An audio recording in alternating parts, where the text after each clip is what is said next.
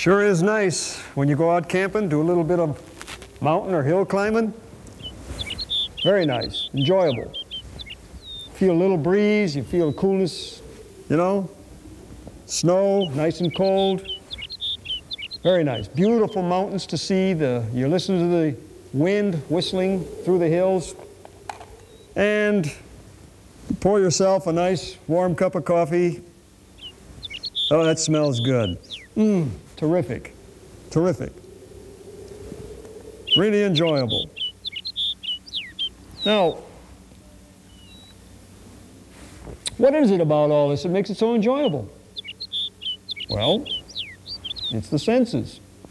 I smell the things and hear things and taste them, feel them, and see them.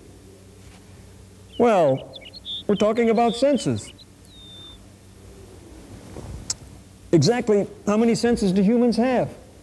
Well, we can count 5, and half of another one they call ESP, that's 6, may call it 5.5. Then I ask you a question.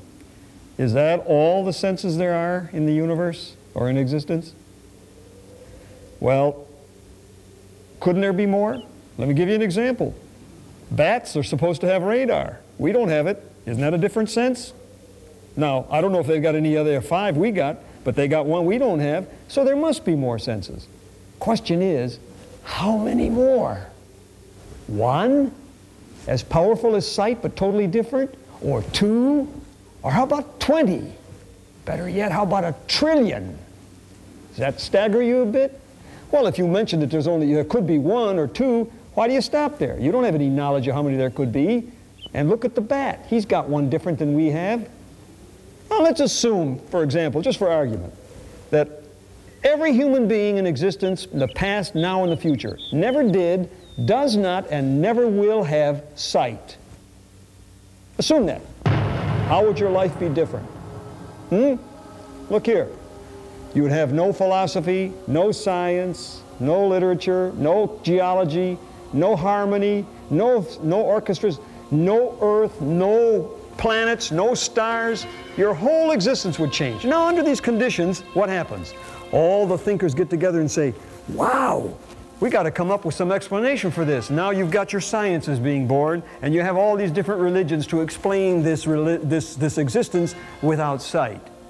And then somebody comes along and says, you know, out there, there's huge piles of dirt and big waves of water 20, 30 feet high, he's a heretic, so they burn him at the stake. Okay, now, under these conditions, assume that now suddenly every human being has sight. And what would happen? Well, if everyone didn't die of fright, they'd be so terrified they'd be paralyzed. What would happen to all the sciences and the arts that would have been invented to explain their existence without sight? Why, it'd all collapse in a pile of nonsense. And they would have burned heretics for no reason whatsoever. And what do we do now with our sight? We have created sciences and arts to explain our existence within our 5 senses now that we have sight. But what if we had one like the bat?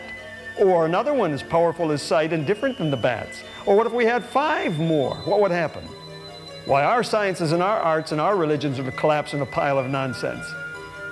And if we had 10,000 more senses, what would happen? You see, the worst part of it all is that we're still burning heretics at the stake.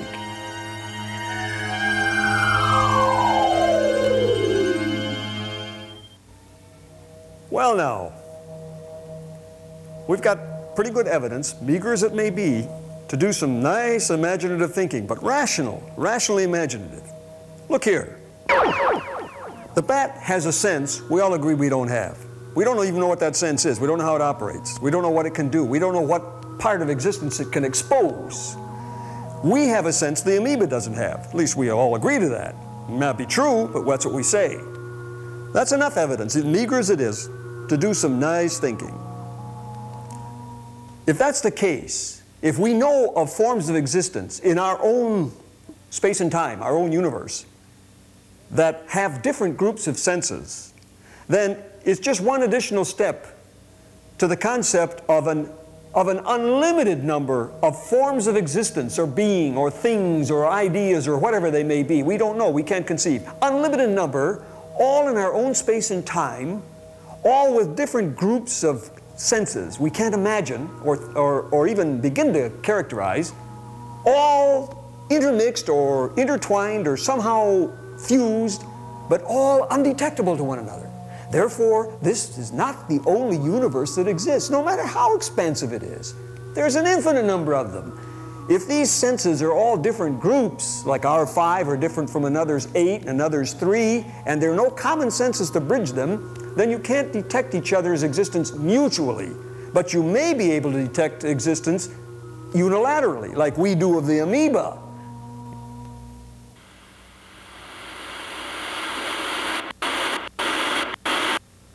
So what can you conclude from all this? Well, first of all, it's possible, so we got to take it into account.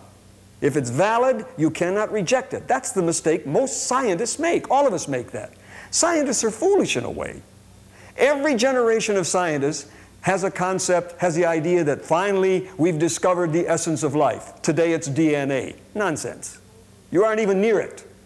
2 centuries ago it was galvanic electricity, and it was magnetism.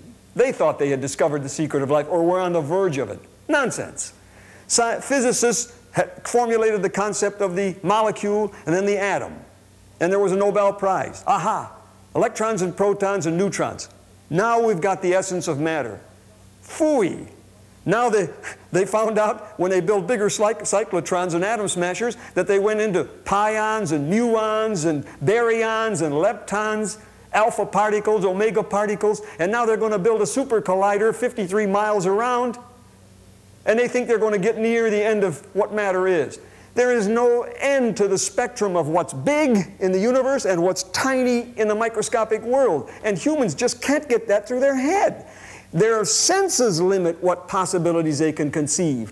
They're never going to get to the ultimate reality. We're never going to find out what the realm of possibilities are. You see? So you can conclude, I can conclude with confidence that E equals mc squared is not the ultimate in energy production. Light is not the fastest velocity of the universe. It is the fastest of which we are aware. And any scientist who says anything other than that is foolish.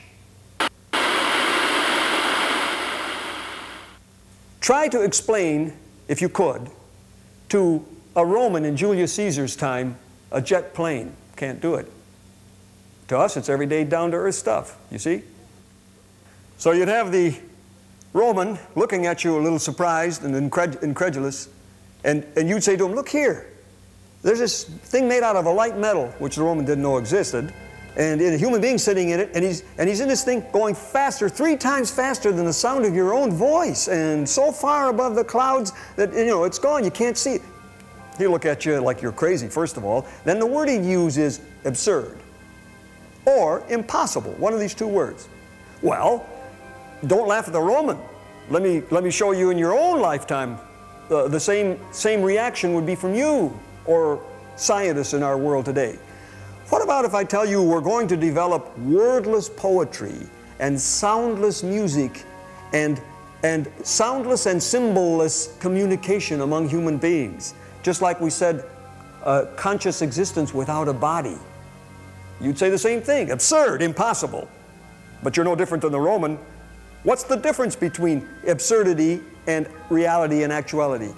You're expressing a difference in time and change. And we've already explained what these are. You see? There's no limit to these. And once you realize that we don't know what awareness or consciousness is, we don't know what possibilities are and how they came to be if they ever did, once you assume that these 2 things exist and we have evidence for them, they open up all these other possibilities to your imagination. Now, many people's imagination becomes strained. And once it becomes strained and passes a point of credibility, everyday credibility, you slap on the labels immediately of absurd and impossible and drop it there. But it goes far beyond that, and there is no justification, especially for a scientist, to limit his imagination. Okay, now, the time has come for us to retreat from this lofty realm of imagination, or as some would call it, those who have limited theirs and slapped on the labels we've talked about, the realm of insanity, down to our everyday world where we feel more comfortable with the way we think and react.